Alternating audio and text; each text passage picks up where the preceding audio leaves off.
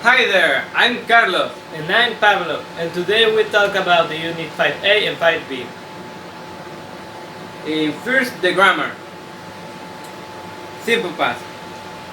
The simple past is used when you want to talk something that already passed. For this, we add ed to the verb. We stopped in Florence. She got married. But in some cases, are irregular verbs that you can't add ed. She was born in Seoul. And they got married. Now, past continuous. We use. How do we use past continuous? To use a past continuous, we add a where or was and the termination ing to the verb. We use past continuous in many cases. For example, to refer an action that started in the past and still in progress. What were you doing? We can use past continuous for action that is happened and is interrupted. I was driving. We can use also past continuous for action that happened at the same time. Two actions that happened at the same time. While I was working, they were playing. And finally, we use past continuous when we start a story. It was a cold night and it was raining. Past perfect. It's used when you want to talk that something that passed earlier in the past. The game has already finished. To make the past perfect, we have to add have and the past form of the verb. We couldn't get a table because we hadn't googled one. Using narratives. To use correct the narratives, we start the stories with past continuous. It was a cool night and it was raining. Then, for the action, we use the simple past. I was watching the TV. And finally, if we're gonna talk about something that happened before, we use past perfect. Suddenly, the TV I had watched get broke. Now, the present and past habit. The present habit is something that you use frequently. To make it, we use the words usually and normally. I usually wake up at the 6 o'clock. The past habits are something that was true in the past and now done. We use a past habit using the word used to and does used to. Uh, for example, I used to go to the school when I was a child. I doesn't used to eat vegetable when I have 8 years. Mm, doesn't used to is used when you talking in negative, something that is wasn't true in the past and now yes maybe. For doesn't used to, we can also use anymore and any longer, and it's important that used to is only in the past. If you try to use in the present, it's incorrect. Don't confuse used to and get used to. One is a past habit and the other is something that you are adapting for. Now the vocabulary. We have some problems with the word referee and umpire because we confuse them. Referee is the official who watches the game and ensures the rules are adhered. The umpire is the baseball referee. Now the word court.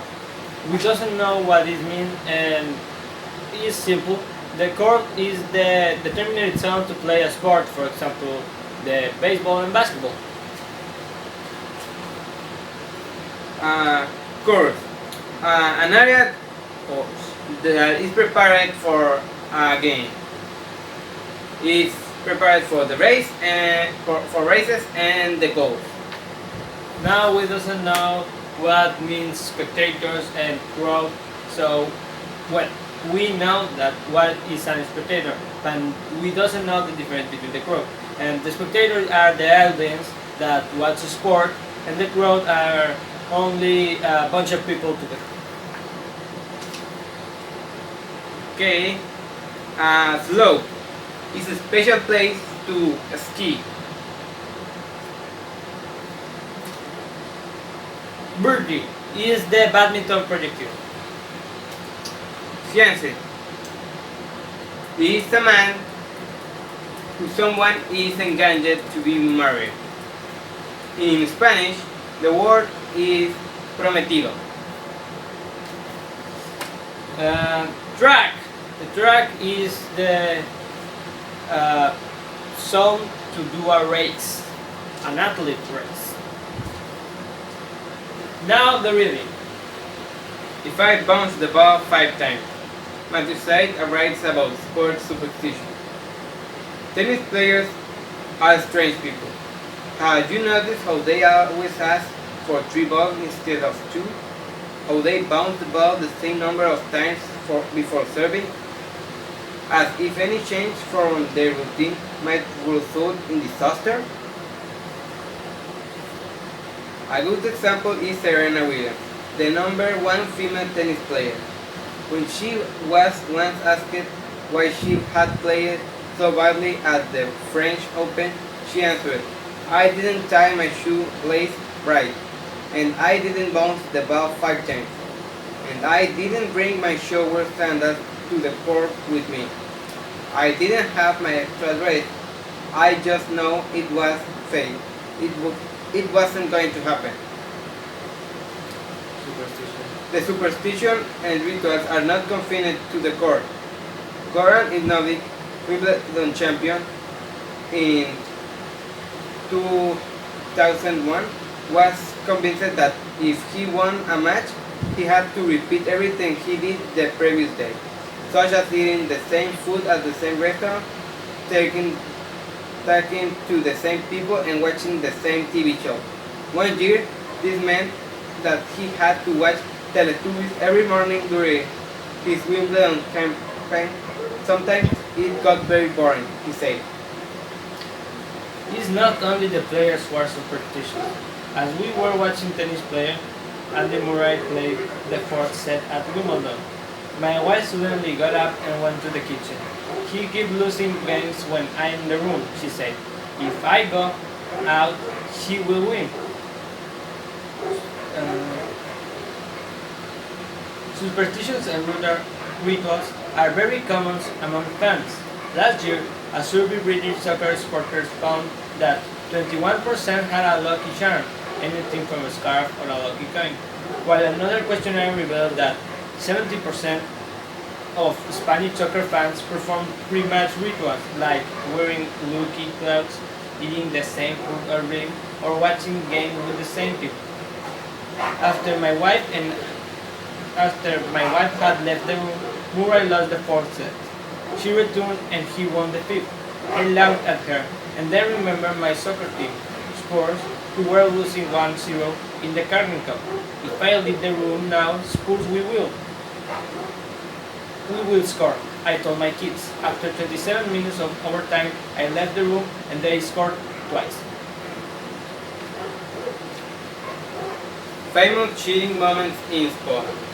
Although it isn't true that everybody in sport cheats, it is certainly true that there are cheaters in every sport, taking a shortcut. On April 21, 1980, 23-year-old Rosie Ruiz was the first woman to cross the finish line at the Boston Marathon. She finished the race in the third fastest time for a female runner, 2 hours, 31 minutes and 56 seconds. But when the organizer congratulated Rosie after the race, they were surprised because she wasn't tweeting very much. Some spectators who were watching the race told them that had already happened. During the last half mile, Rosie suddenly jumped out of the crowd and sprinted to the finish line. The marathon organizer took Rossi's title away and awarded to the real winner, Jacqueline Carew. It was later discovered that 3 months earlier, Rossi had also cheated in the New York City Marathon, where she had taken the subway. The hand of The God. Hand of God. It was June 22 in 1986. Argentina was playing England in quarterfinals of World Cup and both teams played well. The score was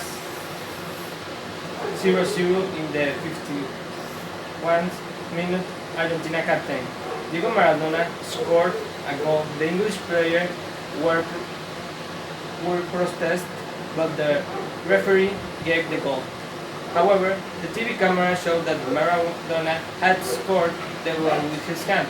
Maradona said the next day it was partly the hand of Maradona and partly the hand of God. Later in the game, Maradona scored another goal, and Argentina won the game 2-1. They went to win the World Cup.